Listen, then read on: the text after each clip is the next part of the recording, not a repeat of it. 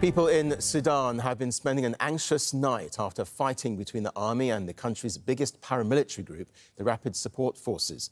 The Doctors Union says at least 27 civilians have been killed.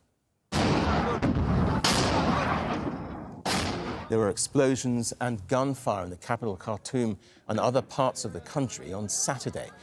The army is refusing to negotiate with the Rapid Support Forces. It posted a video on its Facebook page, reportedly showing soldiers denying the takeover of the Corps of Engineers headquarters in the city of Omdurman. Saturday, April 15. We are now in the armory of the Engineer Corps in Omdurman, Sudan. Whoever is saying that the Engineer Corps has fallen, we are now at the heart of it, in front of the Sudanese flag. Well, the fighting has been concentrated in Sudan's capital. There were heavy clashes near the state TV building, the presidential palace, and at the international airport. 350 kilometres northwest of Khartoum, there was fighting around an airport in the city of Merowe. In southern Darfur, the Sudanese army still controls the airport in the town of Nyala, but violence has been reported there as well. Hiba reports from Khartoum. It doesn't look like the situation is de-escalating. In fact, the army put out a statement saying that it will not negotiate with the Rapid Support Forces until those forces are dissolved and the rebel troops are dealt with. So it looks like despite the fact that people have been calling for a de-escalation of the situation here in the capital and across the country, the armed forces look like they're going ahead with dissolving the Rapid Support Forces and continuing to attack. They've already labeled the group as a rebel force, and we're seeing a continuing of fighting here in the area of Khartoum, near the vicinity of the presidential palace. We can still hear shots being fired. We can hear heavy artillery being fired. It's not clear yet who is in control of the presidential palace, but the army says it is in control of the headquarters. The state television is being battled over, both sides wanting to gain control, and Khartoum International Airport at the moment looks to be under the control of the armed forces. So the escalation continues. Lots of tension here in the capital as fighting continues between both sides, with civilians caught in the middle. Heavy fighting spreads through Khartoum as tensions between the Sudanese army and a powerful paramilitary force spill over into the streets. The army says it's defending itself from attacks by the Rapid Support Forces across the capital. It's now designating the force as a rebel group. We, the army, did not initiate any fight. We were present in our command and we were surprised with the attack at about 9:10 this morning, coupled with an assault on my residence. The army did not deploy or make any movement. The army headquarters and presidential palace are under the control of the general command. We do not wish to see this country slipping into war. However, we must teach a lesson to any non-regular militias. But the Rapid Support Forces say their bases were attacked by the army. This battle will pave the way to a peaceful solution. All those criminals will stand trials. I cannot give a time limit to the fighting. However, we are adamant to end it with the least of losses.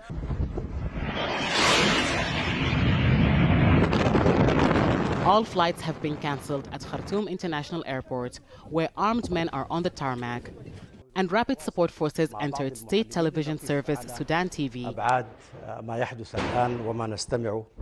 This was the moment the station's broadcast was cut. The fighting hasn't just been confined to the capital. There's been violence in North and South Darfur, West and North Kordofan states, as well as Merowe in northern Sudan. Both sides claim control of major facilities there and in other areas. But so far, it's been hard to confirm who has the upper hand.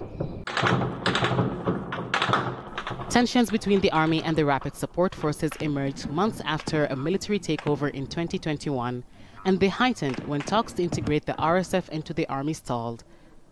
I really feel very sad and very angry. Actually, I'm enraged, and I say to both of them, shame on you, both of you.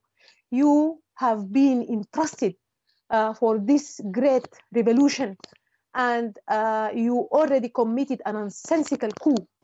Speaking in Vietnam, U.S. Secretary of State Anthony Blinken said Washington would continue to support Sudan's transition to a civilian-led government.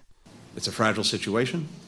There are other actors that may be pushing against that progress, but this is a real opportunity to finally carry forward the civilian-led transition, and one that we and other countries are trying to bolster.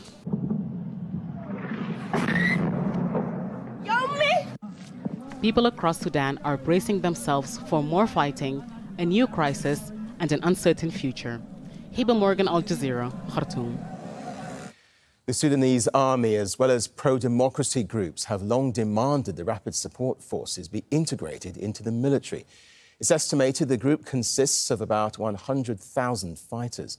Mohamed Vall explains how it was formed.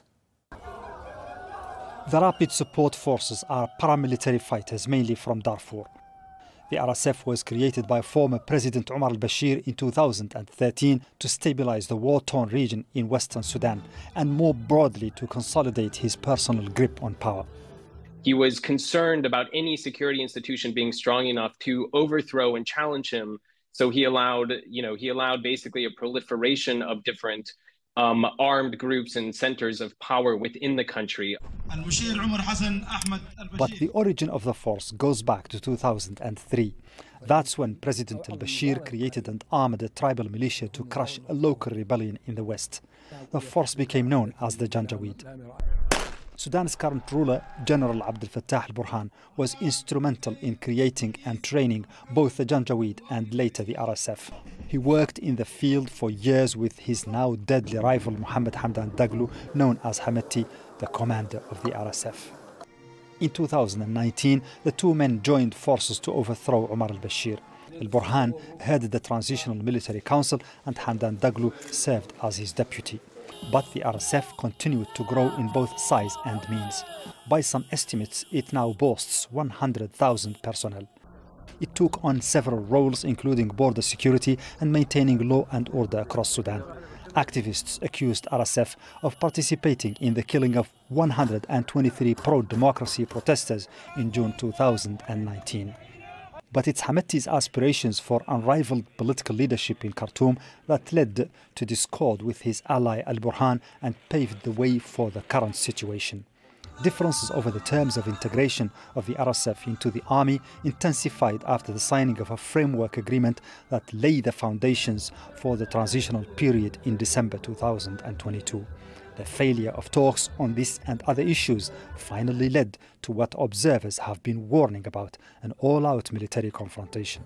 Crisis Group was warning just 10 years ago, while Bashir was still in power, that if he ever left power, one of the big concerns would be that he left behind such a mess in terms of the military and security that a huge risk was that these parties would themselves turn on each other. As ever, it's the civilian population that pay the price.